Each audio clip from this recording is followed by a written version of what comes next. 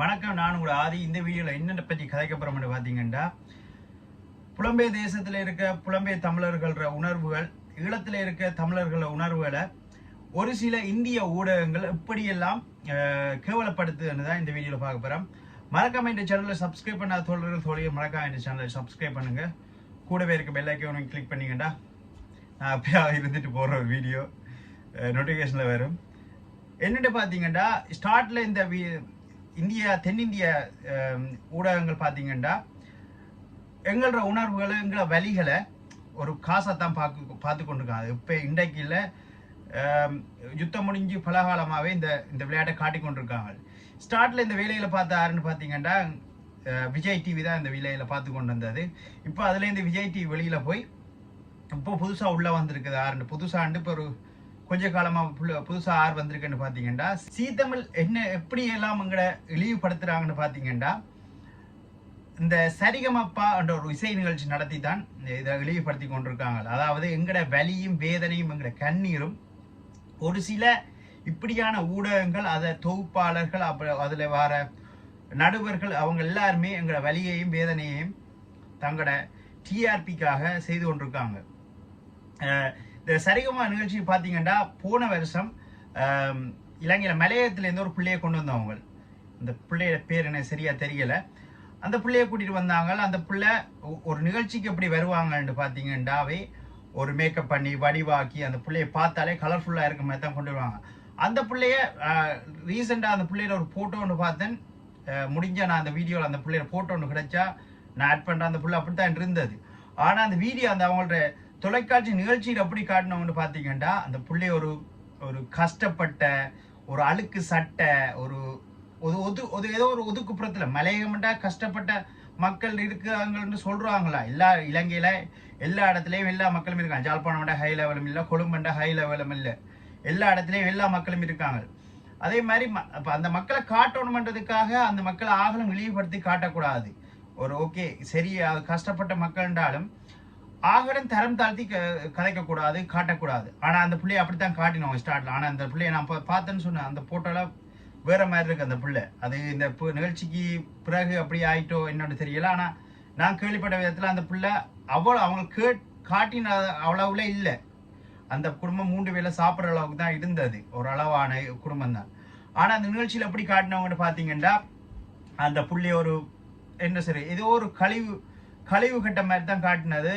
ஏதோ ஒதுக்கப்பட்ட இடத்துல இருந்து வந்த அந்த பிள்ளைக்கு வேற ஒரு இடத்துல இருந்து ஸ்பான்சர்ஷிப் வந்து அந்த நாட்டுக்கு இலங்கையில இந்தியா போய் அந்த நிகழ்ச்சியை அட்டென்ட் பண்ணது. ஆனா அந்த அப்படி அனுப்பினவங்களுக்கு அந்த பிள்ளைய இப்படியெல்லாம் மேக்கப் பண்ணி எப்படி அந்த நிகழ்ச்சிக்கு அனுப்பணும்னு தெரியாம இல்லை. ஆனா இந்த ஊடகம் எப்படி காட்டினு பாத்தீங்கன்னா, அந்த பிள்ளைய தரம் தாழ்த்தி தான் காட்டினது. அதுக்கு பிறகு இந்த வருஷத்துக்குரிய சீசன் சரிகமப்பால பாத்தீங்கன்னா, குறிப்பா ஈழத்துல இருந்து ஒரு 4-3 பேர்கிட்ட போயிருக்காங்க. அதுல ஒரு முக்கியமான ஒரு இசை குடும்பத்தை சேர்ந்த அந்த அண்ணாத்த படத்துல இருந்து ஒரு பாட்டு பாடிய நாதஸ்வர வித்வான்னு சொல்லி கொண்டு வந்த அவர் ஒரு சகோதரின்னு சொல்றாங்க. ஆனா அந்த புள்ள தான் இந்தியா வம்சாவளி அப்படியே சொல்லித்தான் போயிருக்கு. அதால அந்த பிள்ளையில எங்களுக்கு அந்த பிரச்சனை தேவையில்லை. அது பிறகு அம்பாறை மாவட்டத்துல இருந்து சபேசனோட ஒரு அண்ணா போயிருக்கார் அவர். அதுக்கு பிறகு சுவிஸ்ல இருந்து ஒரு அண்ணா போயிருக்கு, ஜாழ்ப்பாணத்தை சேர்ந்த ஒரு அண்ணா அவரும் போயிருக்கார். இதுல என்ன விஷயம் பாத்தீங்கன்னா, இப்ப சபேசனை எடுத்து கொண்டு வந்து பாத்தீங்கன்னா, அவர் சபேசன் அதுல அவரா கதைக்கிறா இல்லையான்னு எனக்கு தெரியல. ஆனா அந்த நிகழ்ச்சியில காட்டப்பட்ட விதம் பாத்தீங்கன்னா, ஏதோ வாழ்க்கையிலேயே தாங்கள் கஷ்டமே வெற்றியை பார்க்காத ஆள் மாதிரி தான் அந்த வீடியோல கதைச்சிருக்கேன். வாழ்க்கையில எனக்கு வெற்றியே கிடைக்கல, இதுல நான் கஷ்டப்படுறேன். சிலாக்கள் இந்த வீடியோ கீழே வந்து ஃபோன் பண்ணலாம், அது அவங்களோட கஷ்டம் அவங்களுக்கு தான். நான் டிக்டாக்ல போட்ட வீடியோக்கும் கணபேர் அவங்களோட வழி அவங்களுக்கு தான் தெரியும்னு சொல்லுவேன். உண்மையான அவர திறமையும் அவர பாடலை ஒன்றை நான் விமர்சிக்க போறதில்லை, அது எனக்கு தேவையில்லாத. ஏன்டா எனக்கே பாடத்தையே அது பெரிய பிரச்சனை உண்டு. அந்த நான் பார்த்தீங்கன்னா தனக்கு வெற்றியை பார்த்ததில்லைன்னு சொல்லி கொண்டிருக்கிறேன். ஆனால் அந்த அண்ணா 2013ஆம் ஆண்டு அந்த மட்டத்தில் இலங்கையில் இருக்க ஒரு பிரபல்யமான ஒரு ஊடகம், தமிழ் ஊடகம் சக்தி டிவியில் சக்தி சூப்பர் ஸ்டார் ஒரு நிகழ்ச்சியில் பங்கு பெற்றி 2ஆம் இடம் வந்தவர். அப்போ வெற்றியை வாழ்க்கையில் எத்தனையோ பேர் அதில் இப்போ 100 இடத்துல போய் தட்டுப்பட்டவன், அப்போ 5ஆம் இடத்துல போய் 3ஆம் இடத்துல தட்டுப்பட்டவன்லாம் வெற்றியை பார்க்க வேண்டாம். என்ன பார்த்துங்க அப்படி இல்லை. நாங்கள்லாம் கிளாஸில் 10ஆம் இடம் 20ஆம் இடம் பாரவன்லாம் இப்போ என்ன சொல்கிறோம், நாங்கள்லாம் கிளாஸ்ல 5ஆம் இடம் பாரு அப்ப எல்லாம் நாங்களாம் தோல்விண்டா சொல்லி கொண்டிருக்கிறோம். அப்படி இல்லை. இவங்க என்னென்னு பார்த்தீங்கன்னா தங்கடங்கட இதுக்காக தங்கடங்கட அனுதாவை வாக்கு வாங்குறதுக்காக தங்க இன்னெல்லாம் கதைக்கிற மட்டும் தெரியாம கதைச்சு கொண்டிருக்காங்க. அனுதாபத்தை வச்சுக்கு மட்டும் அனுதாபத்தை வச்சு எத்தனை நாளைக்கு நீங்க ஓட்டுவீங்க? இல்லை கேட்குறேன். இல்லாத முதலாவது சீசன்லேயே 2வது சீசன்லேயே இல்லை மக்களுக்கு விளங்கிடும்.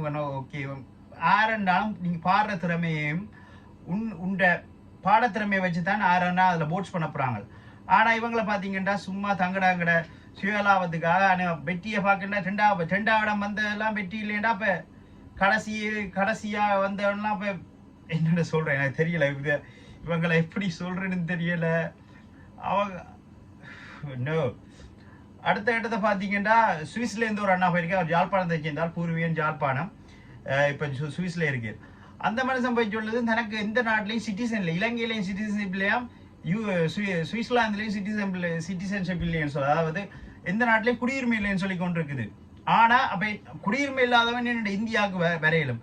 இப்ப ஒரு ஆள் அகதி தஞ்சம் கேட்டிருக்கண்டா என்னென்ன இந்தியாவுக்கு வரையிலும். அப்ப என்னென்ன விசா எடுக்கல முதல் சும்மா எடுத்த வாக்குல அடிச்சு விடுறது.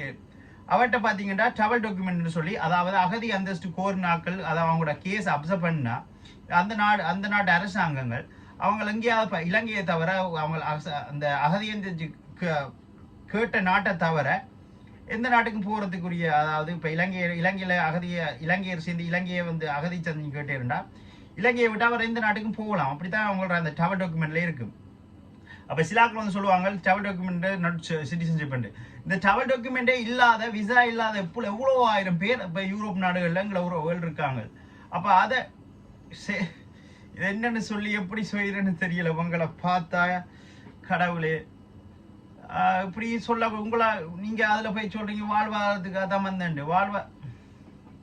சில விஷயங்களை கதைக்கவே இல்லை நேரடியா. ஏன்னு பாத்தீங்கன்னா இவங்களால பாதிக்கப்பட போறது இவ்வளோ 1000 பேர்.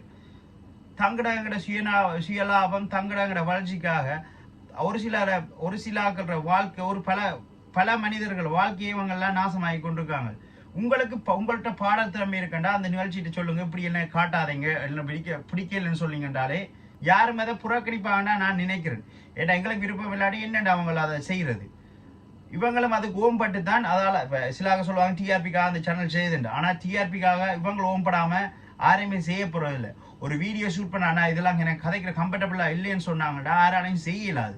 இல்லை அப்படி என்ன சொன்னா உங்களை நாங்கள் ஈழம் அந்த அண்ணாவை நான் பாராட்ட வேண்டியோம்னா யாருமே இலங்கையிலேருந்து போனாலும் நாங்கள் ஈழம்னு சொன்னதும் இல்லை என்று சொன்னேன். ஆனால் இந்த மனுஷன் தான் ஈழம்னு சொல்லி கொண்டிருக்கு. அந்த விஷயத்துல பாராட்டணும். ஆனால் உங்களோட திறமையை வச்சுக்கொண்டே வின் பண்ணுங்க. அதை விட்டு போட்டு எங்கட மக்கள்ற கண்ணீர் எங்கட மக்கள்ற வலி வேதனைகளை சொல்லி கொண்டிருக்காதீங்க.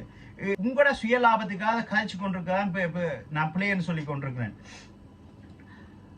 அது உடனே அடுத்த இலங்கையை காட்டக்குள்ளே ஒரு டாக் இது போட்டுருவாங்கடாப்பா. ஒரு இலங்கை டாங்கன்னு இலங்கை அப்படியோ எனக்கு தெரியல. உடனே அந்த விடையோட நாடே அந்த பாட்டையும் போட்டுட்டு இவங்க பண்ற ஆக்கின இருக்குல்ல குவத்திரம் கடவுளே. யாரும் இதுல கஷ்டப்பட்டாங்க யாரும் இதுல இந்த இவங்க படுத்துற உபத்திரங்கள் இவங்களை என்ன செய்யணும்னா தனி நாடங்க தனி ஒரு தீ ஒன்று வேண்டி அதுக்குள்ள உடனே பிடிச்சி விட்டோம். இதுக்கு முதல்ல அந்த கில்மிசான்ற ஒரு புள்ளையை கொண்டு வந்தாங்க. யாழ்ப்பாணத்தில் செஞ்ச புள்ளை உண்டு. அந்த புள்ளையை காட்டினாங்க தங்களோட மாமா காணா போனா அப்படின்லாம். ஓகே நான் எல்லாம் நினைச்சேன் ஓகே வலி வேதனை மாமன்ட்ட அந்த பிள்ளை பிறக்கும் போதே அந்த மாமா இல்லையாக்கும். உண்மையில ஈழத்துல பாத்தீங்கன்னா காணாமல் ஆக்கப்பட்டவர், அதாவது யுத்தத்தால பாதிக்கப்பட்ட ஒரு மக்கள் இருக்காங்கடா. வடக்கு மக்கள் யுத்தத்தால பாதிக்கப்பட்டா, கிழக்கு மக்கள் கிழக்கு சில அதாவது தெற்கு தமிழாக்கள்லாம் சிலாக்கள் எங்கேயே காணாமல் ஆக்கப்பட்ட பல 1000 பேர் சொல்லி கொண்டு போனா இப்படி அப்படித்தான் அவன் அந்த பிள்ளைய மாமா காணா ஆக்கப்பட்டவன் சொல்லி கொண்டிருக்கேன். நான் எல்லாம் உண்மையிலே கவலைப்பட்டேன். அந்த வீடியோ அந்த அவங்களோட ப்ரோமோ வீடியோ பார்த்தோம்லாம் கவலைப்பட்டு கொண்டு வந்தேன். அதுக்கப்புறம் அந்த வின் பண்ண அப்புறம் கொஞ்ச நாளைக்கு அப்புறம் பார்த்தா இலங்கையில அப்ப இருந்த ஜனாதிபதி காலில் போய் விழுது அந்த புள்ள. எனக்கு தெரியல உங்களை மாமாவை காட்டி உங்களுக்கு மாமாவை கொண்ட அந்த எங்களை இனத்தை கொண்ட அந்த ரணில்ற காலில் விழுதுண்டா. அப்ப நீங்க அதுல கதைச்சதுக்கும் இது செய்யறதுக்கு என்ன எனக்கு ஓகே முடிச்சு கொள்றேன் இதோட.